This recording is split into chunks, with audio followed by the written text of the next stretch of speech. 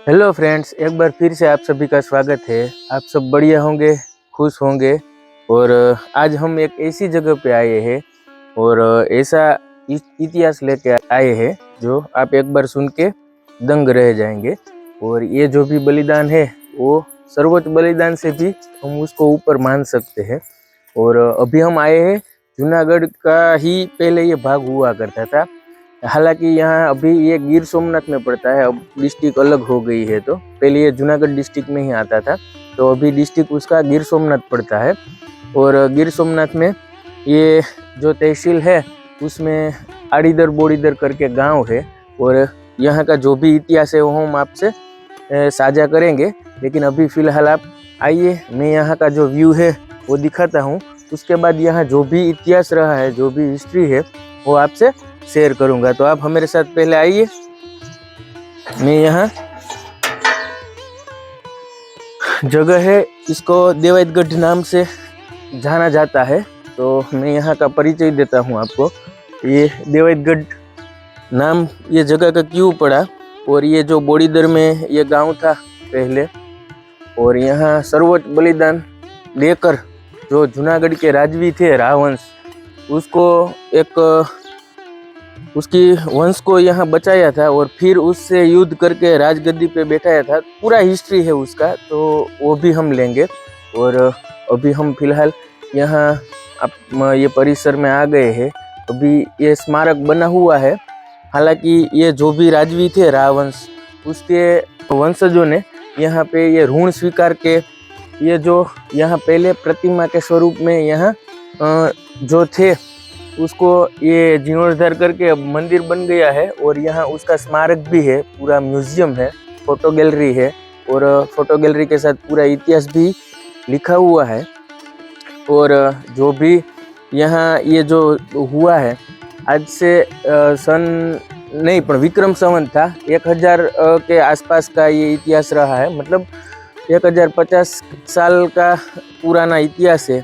तो हम आपको इतिहास भी शेयर करेंगे, क्या घटना हुई थी, कैसे हुआ था। और हमारा जूनागढ़ का जो राजवंश था और जूनागढ़ राज का जो भी युद्ध हुआ था, और उसमें से जो अपना राह का वंश था उसको बचाकर यहाँ पर लाया गया था। और यहाँ के जो रखने वाले थे, जो जिसने उसको आसरा दिया, निभाया, वो अहिर कम्युनिटी से। और आपको पता ही है यहाँ अहिर को एक आसरा धर्म के काज सर्वोच्च बलिदान देने में ये जो ज्ञाति है उसको अग्रसर माना जाता है। और यहाँ भी गुजराती में ये उपमा भी है कि आसरो आहिरनो, ये गुजराती में ऐसा वर्डिंग बोला जाता है। और बहुत सारे दूहे छंद और कविताएं इस पे लिखी गई है। तो ये अहिर कम्युनिटी इसी से ही जानी जाती है, तो उसका भी हम यहाँ एक्सप्लोर करेंगे। मैं भी अहिर कम्युनिटी से ही हूँ, हीरो डांगर मेरा नाम है। और ये जो बलिदान है ना, वो सर्वोच्च बलिदान से भी ऊपर का है, क्योंकि कोई भी बलिदान होता है वो उसको हम सर्वोच्च बलिदान बोलते हैं। लेकिन ये बलिदान उनसे भी ऊपर का है, क्योंकि मैं आगे आपको बताऊंगा क्यों ऊपर का है। तो आप हमारे साथ बने रहिए। यहाँ जो प्रतिमा रूप में लगे हैं वो देवायतगढ़ नाम है इस जगह का। तो देवायत आपा बोदर थे, वो अहिर अग्रणी थे और यहाँ के मुखिया हुआ करते थे। और जो भी यहाँ पूरा गांव था उसके मुखिया उसी टाइम पे देवायत आपा बोदर थे, तो उसकी भी प्रतिमा है। और उसका ये जो बेटा था जिसने अपना वंश, उसको राजवंश को बचाने के लिए यहाँ न्यूछावर किया, उसकी प्रतिमा के रूप में उगा आपा है बोदर, जो देवायत आपा बोदर के पुत्र थे। और उसका पेट नेम है कांधल जी, मतलब कांधल आपा है और उगा बापा, वो दोनों सेम ही नाम है, लेकिन उसका वो नेम पेट नेम है। तो उसकी प्रतिमा रूप यहाँ लगी हुई है। पहले हम आपको उसका दर्शन करवाते हैं, उसके बाद जाके आपको यहाँ जो भी इतिहास रहा है वो हम लेंगे। पहले हम उगा आपा की ये जो मंदिर में लगी हुई मूर्ति भी है और प्रतिमा के स्वरूप में जो पत्थर यहाँ पे था वो भी है, तो वो मैं आपको दिखाता हूँ। उस टाइम पे जो भी घटना रही होगी, क्योंकि यहाँ पे वो सब अपना सर्वोच्च बलिदान दे के यहीं पे अभी खड़े हैं। बहुत टाइम हो गया, 1000 साल जैसा अच्छा खासा टाइम हो गया है। लेकिन हिस्ट्री तो हिस्ट्री रहती है ना, वो कभी भुलाई नहीं जाती। और ऐसा बलिदान तो कभी नहीं भूल सकते कोई। तो आइए मैं आपको उगा आपा की प्रतिमा स्वरूप मूर्ति है और यहाँ उसका जो पत्थर पे ऐसे ही स्मृति चिन्ह के रूप में प्रतिमा रूप खड़े हुए हैं। ये जो है वो बाल स्वरूप है और उसकी हालांकि उम्र उस टाइम पे भी 8 साल की ही रही थी जब बलिदान हुआ था तब। और ये उसका जो पाड़िया है, स्मारक है पत्थर के रूप में, वो उसी टाइम का है। और ये मूर्ति तो फिर बाद में यहाँ जीर्णोद्धार हुआ तब जाके बनी थी।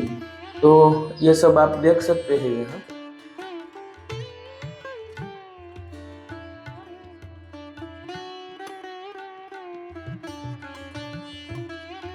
तो हमने मंदिर में उगा आपा, हालांकि उसको कांधल भी बोलते हैं, उसके दर्शन किए प्रतिमा के और उसके स्टेच्यू के। तो उस मंदिर के पीछे ही यहाँ सभी स्मारक बने हुए हैं। और ये जो पहला स्मारक है वो देवायत आपा बोदर का है, जो उगा जी के पिताश्री थे। उसके बाद जो है वो आला आपा है और उसके बाद है वालबाई माँ है और उसके बाद भीमजी बापा है। वैसे सभी यहाँ जो भी किसी ने ये सब में हेल्प की थी और यहाँ जो भी उसके लिए बलिदान दिया था वो सभी का स्मारक यहाँ पे है। और पूरा इतिहास भी हम लेंगे, आपसे साझा करेंगे, क्योंकि ये कोई एक भाग में आने वाला इतिहास नहीं है। आज हम यहाँ आए हैं देवायतगढ़ में, तो यहाँ का देवायतगढ़ का जो भी जगह है उसकी हिस्ट्री एक्सप्लोर करेंगे। लेकिन ये हिस्ट्री जूनागढ़ से जुड़ी हुई है और जूनागढ़ राजवंश जब था तब राका जो भी स्टेट हुआ करता था और जूनागढ़ में टोटल 999 गांव आता था। मतलब कि तब ये राजघराने में ऐसे स्टेट हुआ करते थे छोटे छोटे। तो 999 गांव का एक पूरा देश बना हुआ था जूनागढ़। ऐसे था तो भारतवर्ष में ही, लेकिन ऐसे ही स्टेट पे बटा हुआ था। जैसे हम डिस्ट्रिक्ट में बांटते हैं तो उस टाइम डिस्ट्रिक्ट नहीं थी, तो इस तरह से बटा हुआ था। तब जूनागढ़ के राजवंश राज किया करते थे और उस टाइम पे जो भी रहा उसके बाद उसका जो भी बेटा था वो, हालांकि इतिहास बहुत बड़ा है, लेकिन रा डियास के मृत्यु के बाद रानी अपने आप वहाँ सती हो जाती थी। और वो जो ये बेटा था रा नवगण, वो बहुत ही छोटा था, 9 महीने 10 महीने या 1 साल का रहा होगा। तब जाके यहाँ उसकी दासी थी वालबाई वडारण, उसको बोलते हैं वालबाई वडारण। हालांकि उसका भी यहाँ पे प्रतिमा स्वरूप वो स्मृति लगी हुई है।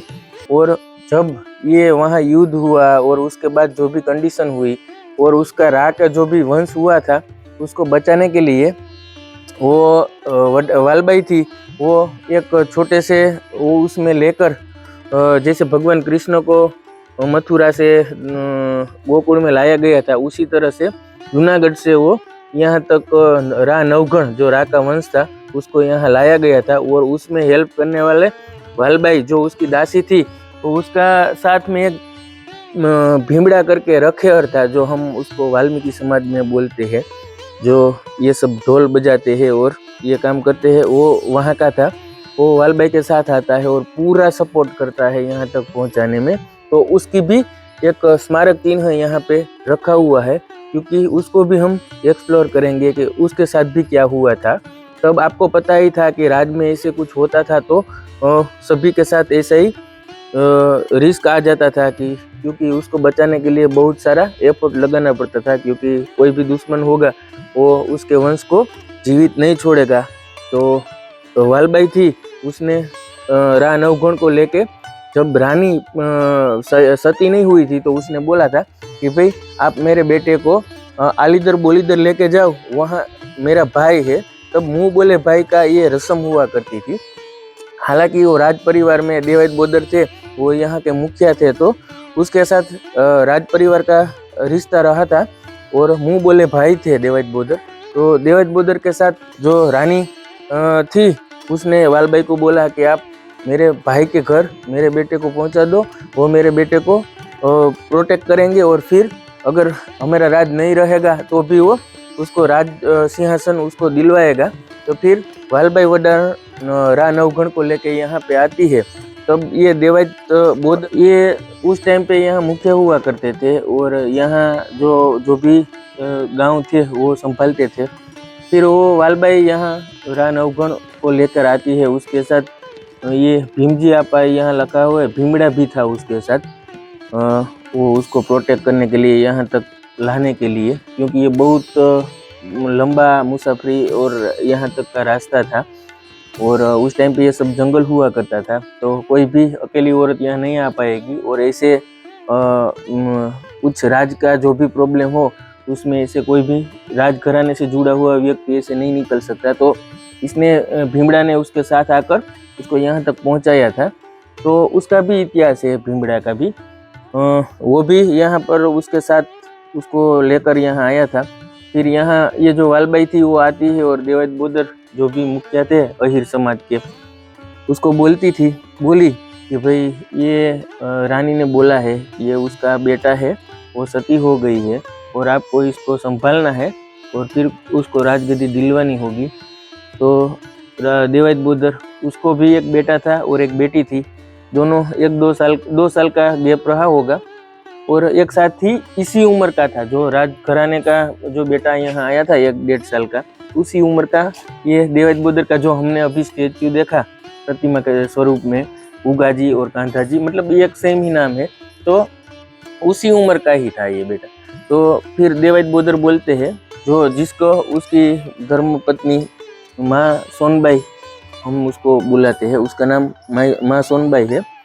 तो सोनबाई को बोलते हैं कि भाई लो ये तो मेरा दूसरा बेटा आ गया है। अब से उसकी बेटी बड़ी थी जाहल, उसका भी एक इतिहास है, हम जब वहाँ मंदिर पे गए थे तब आपको बताया था।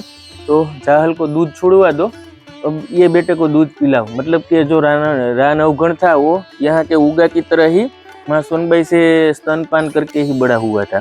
तो वो दोनों बेटे को अपना दूध पिलाती है, पालती है और कुछ टाइम ऐसे ही रहता है। वो दुश्मनों को पता नहीं था कि ये जो रावंश है वो यहाँ पल रहा है। फिर जाके किसी ने बोला कि भाई जो ये देवायत बोदर है उसके वहाँ रा का वंश पल रहा है। तो फिर जो भी सोलंकियों के साथ उसको ये हुआ था वो लोग यहाँ आते हैं, उसकी चौकी लग जाती है और देवायत बोदर को यहाँ बुलाते हैं देवायतगढ़ में कि भाई आप आओ, आप हमारे दुश्मन को पाल रहे हो तो आप उसको हमारे सामने रखो, हम उसको यहीं पे मौत की सज़ा दे देंगे। फिर देवायत बोदर अपने घर पे एक लोग यहाँ से भेजते हैं कि भाई कोई बात नहीं, हाँ मैं अभी अपने बेटे भाई रा का जो भी दुश्मन है उसको आपके साथ मिलवाता हूँ। तो फिर यहाँ से एक लोग था जो सेवादार था, उसको बोलते हैं कि भाई जाओ आप बोलो सोनबाई अहिरानी को कि भाई रा रख के तो जो भी यहाँ का राज का वंश है उसको भेज दे। और गुजराती में भी उसकी कहावत है कि रा राखी ने बात कर जो। तो ये उसमें सोनबाई समझ गई, आहिरानी माँ सोनबाई, तो उसने अपने बेटे को तैयार करके फिर भेजती है पूरा राजसी ठाठ में, जैसे राजकुंवर के कपड़े थे वैसे कपड़े पहनाए, वैसे ही गहने पहनाए और यहाँ भेजती है। तब यहाँ देवायत बोदर की जो भी चौकी में, क्योंकि उसको नज़रबंद रखा हुआ था, उसको कहीं जाने नहीं देंगे ऐसा उसका हुक्म था। फिर वो जो भी उसका बेटा था उगा वो यहाँ आता है और बोलते हैं, वो सभी दुश्मन बोलते हैं कि यही हमारे राज का दुश्मन है। तब देवायत बोदर बोले हाँ यही दुश्मन है। तो फिर उसको ये लगा कि भाई हम कैसे मान ले ये राज का दुश्मन है, आपका बेटा होगा तो देवायत बोदर ने बोला नहीं ये राज का ही दुश्मन है। तो उस टाइम पे बोले कि भाई आप काम करो, एक अगर राज का दुश्मन है तो आप हमारे राज में ही हो, तो आप दुश्मन को क्यों पाले हो, एक काम करो आप ही दुश्मन के बेटे की गर्दन काट दो। फिर जाके देवायत बोदर उसकी गर्दन काटते हैं। मित्रों ये कोई बलिदान है ना, छोटा मोटा नहीं है। हम किसी को ऐसे बलिदान ऐसे ही अपना सर दे सकते हैं, लेकिन अपने ही हाथ से अपने बेटे को सर काटना वो कोई छोटी बात नहीं होती है। और वो पीड़ा को क्या हम नहीं फील कर पाएंगे कि उस टाइम पे उसकी जो छाती है वो कैसी रही होगी और उसने ये कैसे ये सर तो काट दिया था उगा का तलवार लेके, वो बलिदान दे दिया। उसके बाद भी परीक्षा तो जारी ही रही थी। फिर वो बोले राज के वो सभी सैनिक थे कि भाई अभी भी हमें ऐसा लग रहा है इसमें कुछ अलग है। तो एक काम करो, ये जो बेटी की माँ है देवायत बोदर की पत्नी, उसको बुलाओ और उसको कहो कि इसकी आंखें निकाले। तो सर कटा हुआ था उसमें, उसकी आंखें निकाल के उस पर पैर रख के यहाँ से चले, और हम फिर उसका मुख देखेंगे। अगर उसके मुख पे थोड़ा सा भी हमें ऐसा लगेगा या आंसू आए, तो फिर हम मान लेंगे कि ये मेरा दुश्मन नहीं है। तो फिर ये भी परीक्षा होती है। और माँ सोनबाई है, उसको यहाँ पे बुलाते हैं। फिर जो कटा हुआ उगा का सर था, उसमें से दोनों आंखें निकालते हैं, और जो दोनों आंखों को ऐसे रख के माँ सोनबाई को बोलते हैं कि आप उस पर पैर रख के चले जाओ। और माँ सोनबाई उस पर पैर रख के चली जाती है। क्या इन लोगों का उस टाइम पे ये जो घटना बनी तब रहा होगा। आज भी हम उस जगह पे बैठे हैं, वो टाइम को हम उस टाइम को हम ऐसे फील करते हैं, तो आज भी हमारी आंखों में आंसू आ जाता है।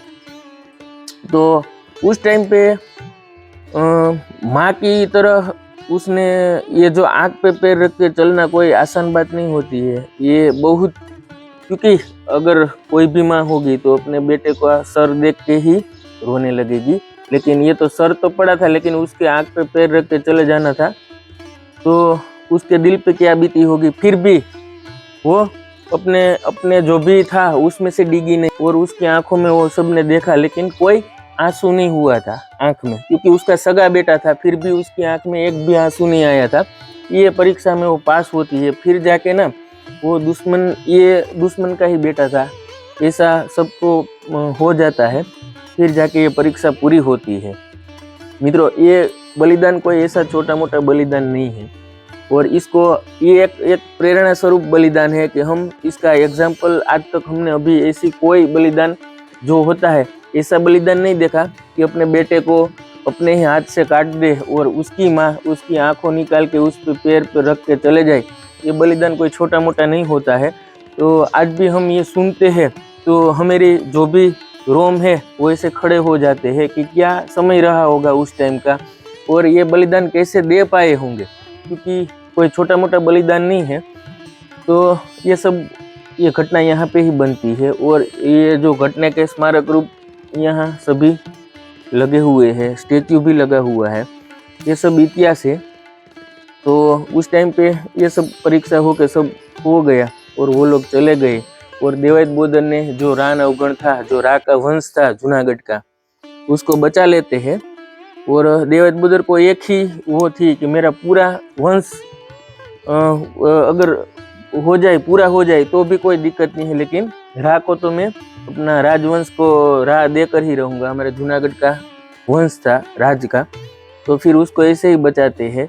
फिर कुछ टाइम जाता है और रा नवगण भी बड़ा होता है। तब ये देवायत आहिर थे, देवायत बोदर, वो यहाँ अपनी खेत में हल जोतते हैं, और हल में से कोई ऐसे ही फंसता है। तो ये रा नवगण बोलता है, बाबा ये हल फंसा हुआ है, निकल नहीं रहा है। फिर देखते हैं तो उसमें से बहुत सारा सोना और जवेरात निकलते हैं। और उस टाइम पे काफ़ी टाइम चला गया था, तो मतलब जो उसकी बेटी थी देवायत बोदर की, जो जाहल नाम था उसका, जो उगा की बड़ी बहन थी, और ये नवगण और दो ही थे। उगा तो अपने बलिदान दे दिया था, तो ये दोनों बहन भाई थे। फिर ये सब पैसा निकलता है, और देवायत बोदर को भी ये विचार आता है कि अब मेरी बेटी भी बड़ी हो गई है।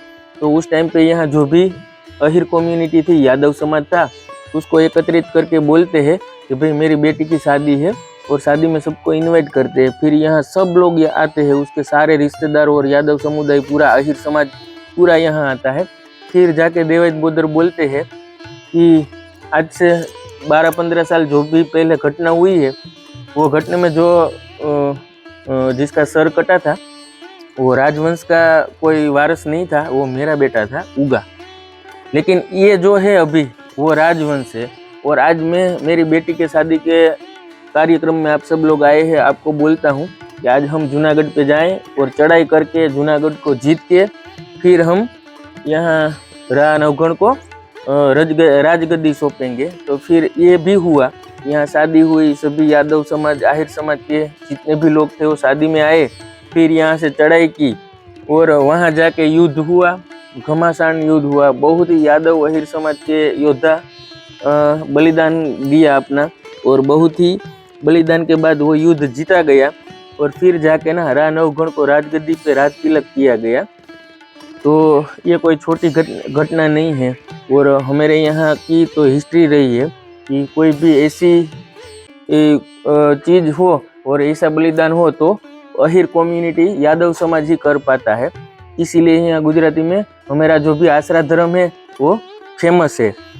तो उस हिसाब से भी तब जो युद्ध के बाद राज तिलक होता है और ये जो भी यहाँ की घटना हुई थी वो सब उसका राज तिलक के बाद यहाँ का सोनबाई माता जब थी, उगा की माँ थी या नवघण की माँ थी, क्योंकि उसने भी उसका ही दूध पिया था। तो देवायत बुद्र वहाँ से कोई घोड़े सवार को यहाँ भेजता है कि जाओ आप बोल दो आहिरानी को कि भाई उसका बेटे का राज तिलक, नवघण का राज तिलक हो गया है।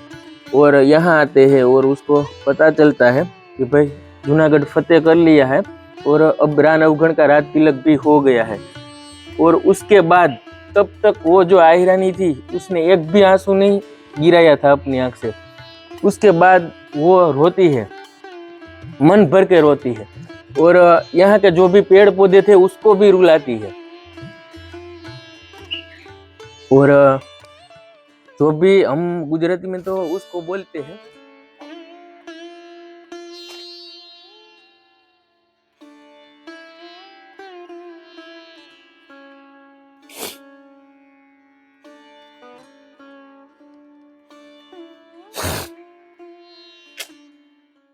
फिर उस टाइम तक वो नहीं रोई थी और ये समाचार आता है फिर रोती है। और उस टाइम हम उसको गुजराती में, तो हमारी गुजराती में यहाँ ऐसा होता है जब कोई भी ऐसा अपना मरता है तो उसके पीछे जो भी रुदन के टाइम गाया जाता है ना, उसको मरसिया बोलते हैं। और माँ सोनबाई ने वो मरसिया, पहला मरसिया गाया कि उगा तू तो उगियो, अरे रे मारे उगा आत्म्यो, अरे रे कई दस जो तारी बात, अरे रे मारा उगा आत्म्यो। मतलब जो भी मेरा वंश था उसका नाम ही उगा था। तो उगा मतलब एक सूर्य को भी हम उगा बोलते हैं कि भाई सूरज निकलता है, तब हम गुजराती में बोलते हैं कि सूरज उगा। तो ये जो वंश का भी बीज था, ये जो भी उगा था उसका नाम कांधल भी था और उगा भी था। तो जब उसका वंश को आगे बढ़ाने वाला था तो उसको तो ऐसे ही बलिदान कर दिया था, तो वहाँ से उसका वंश तो कट गया था। अभी जो वंश था वो राजवंश था, तो वहाँ से देवायत बुद्र का तो वंश था नहीं। तो फिर वो माँ सोनबाई ऐसे ही मरसिये में अपने दुख को जाहिर करती है कि तू तो उगा, तू तो उगियो, उगिया आथमियो, અને હવે કઈ દઈશ જોઉં તારી વાટ, અહીંથી મારો વંશની વેલી તો અહીંથી કપાઈ ગઈ છે। मतलब उसको पता था कि आज के बाद अब मेरा वंश यहाँ से तो है नहीं। फिर बहुत रोती है और उसके बाद जाके वो आशीर्वाद देती है रा नवघण को कि भाई तुमको तुम्हारा ऐसे ही राज बना रहे, तुम्हारी ऐसे ही राज का ठाठ बना रहे और तुम्हारा वंश मेरे राज पे ऐसे ही राज करता रहे। बहुत ढेर सारे आशीर्वाद देते हैं। और उसके बाद फिर रा नवघण की शादी होती है उसका राज तिलक के बाद, और फिर सब ये नॉर्मल हो जाता है।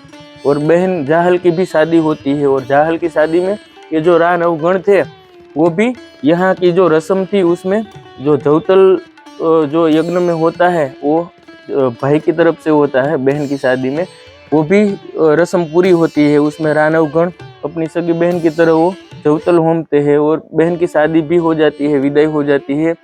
और ये सब वंश ने ऐसा बलिदान दिया है, हालांकि इतना बलिदान कोई आज तक हमने ऐसा नहीं सुना है, लेकिन कोई भी अपना वंश जाकर वंश को छोड़कर फिर राज को बचाता है। सर्वोच्च बलिदान तो हमने बहुत सारे देखे हैं कि भाई राज के लिए अपना सर दे दिया, अपना सर्वोच्च बलिदान दे दिया, लेकिन अब खुद जी कर फिर अपने बेटे को बलिदान दे के और फिर जो भी जीना है बहुत ही मुश्किल होता है। तो ये कोई छोटी बात नहीं है, आप सब भी समझ सकते हो। तो ये सब सर्वोच्च बलिदान दे के ना ये देवायतगढ़ बना है, ऐसे ही नहीं बना है। और आज इतने साल बाद भी हम यहाँ आते हैं तो यहाँ की जमीन को वंदन करने का मन होता है कि भाई ये मिट्टी में क्या ताकत रही होगी कि भाई ऐसा बलिदान करने की भी प्रेरणा लोगों में होती है, जो अपने ही बेटे को अपने हाथ से सर काट के और दूसरे को बेटे को बचा के फिर वहाँ गद्दी पे बिठाते हैं। तो ये जो बलिदान है वो छोटा मोटा बलिदान नहीं है। उसी बलिदान को ध्यान में रख के जो भी राजवंश थे उसके अभी भी वंश है, हालांकि जो उसको चूड़ासमा राजवंश बोला जाता है, वो यहाँ पे अनावरण करते हैं। ये जगह पे ये प्रतिमा तो स्वरूप सब था ही, लेकिन 2009 में यहाँ के राजवंश थे ना, उसने यहाँ ये मंदिर बनाया और ये म्यूजियम है, हम वो भी आपको दिखाएंगे, वो बनाया। और यहाँ उसने जो ऋण स्वीकार किया है अपनी तरफ से कि भाई ये ऋण को हम कभी पूरा नहीं कर पाते हैं, लेकिन हम ऋण स्वीकारते हैं कि भाई हमारे लिए इतना बलिदान दे के हमारा राज रखा था। तो वो ऋण स्वीकार की जो भी यहाँ तख्ती लगी हुई है, और हालांकि वो वीरमदेव जी मनुभा चूड़ासमा है उसके वंशज, उसने यहाँ पूरे अहिर समुदाय यादव समुदाय का ऋण स्वीकार किया है।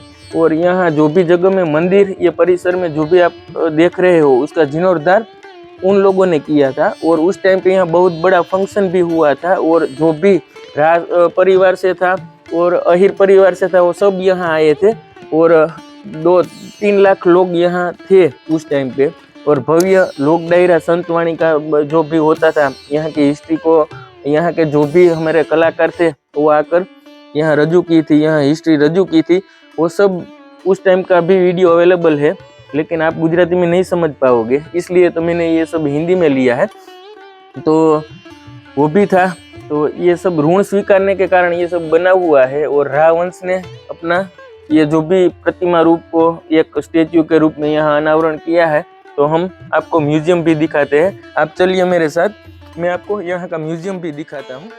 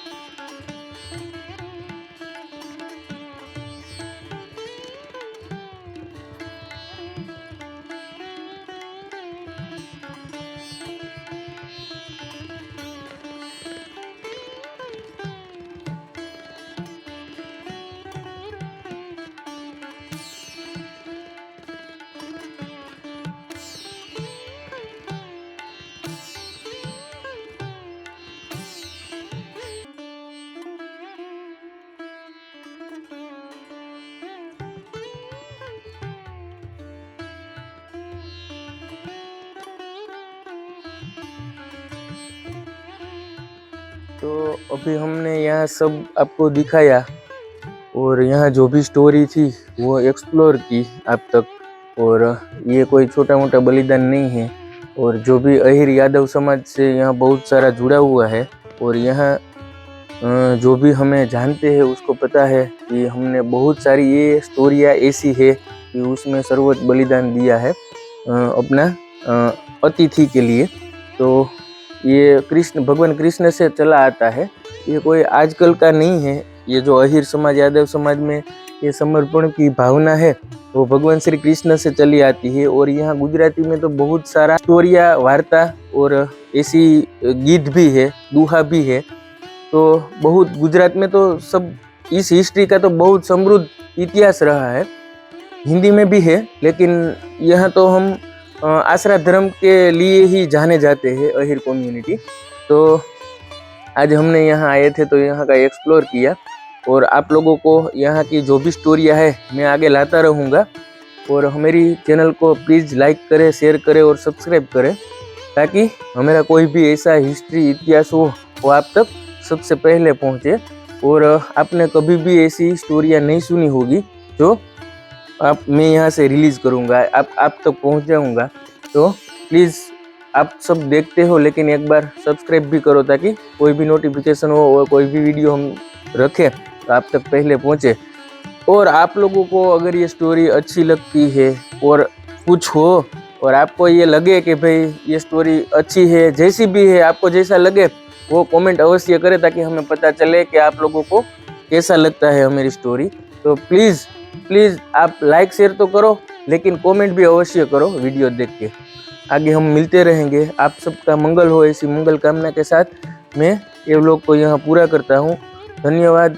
जय आपा उगा, जय आपा देवायत बोदर, जय यदुवंश, जय यादव, जय माधव।